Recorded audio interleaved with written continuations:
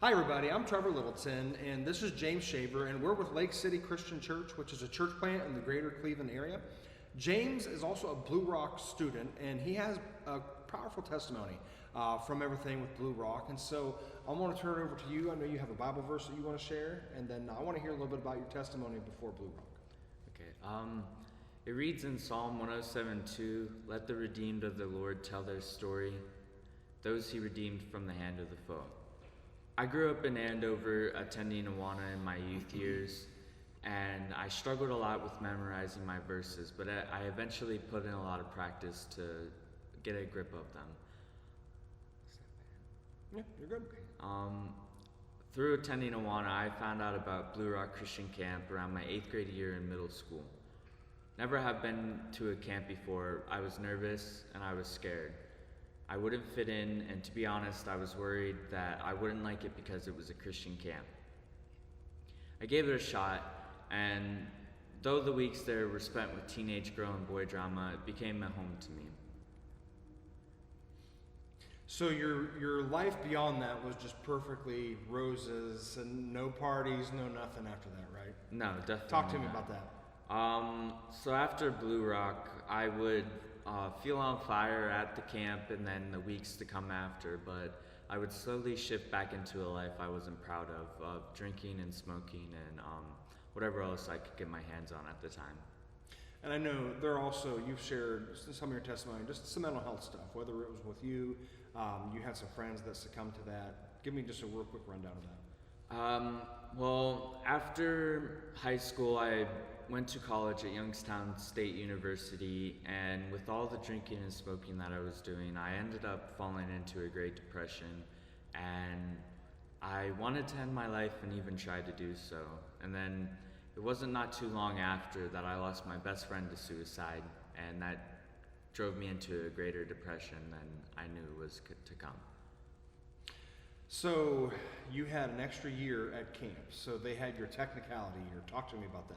Yeah, so I graduated a year early, and we like to call it my technicality year because Len Udell allowed me to come back to Blue Rock for my 4th year of camp, and it opened up a lot of doors for me. Awesome. What doors did it open up for you? It allowed me to reconnect with Jesus at camp and figure out who I was, even though I felt like I didn't belong because of the life I had chosen to live. It allowed me to meet Trevor Littleton and his family and come work here as an intern for Lake City Christian Church.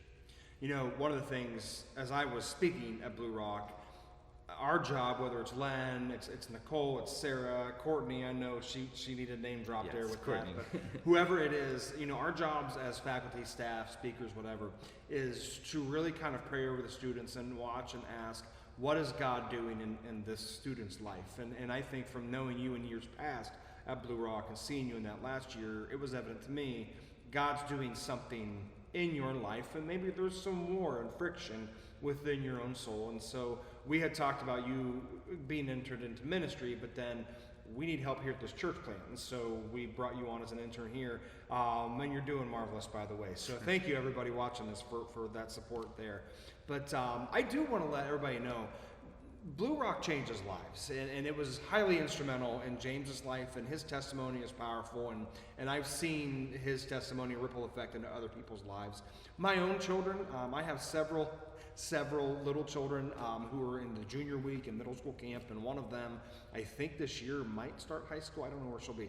But anyway, I have kids all over the place with it, and I know Blue Rock has been a very profound impact on their lives. And quite honestly, my children, now that we're moved and we're about an hour away, a little over an hour away from Blue Rock, they ask me every day when they can go back to Blue Rock. They all have a countdown on their phones when they can go to camp again, and when they can go plug in and maybe be a counselor or just be involved in it or whatever.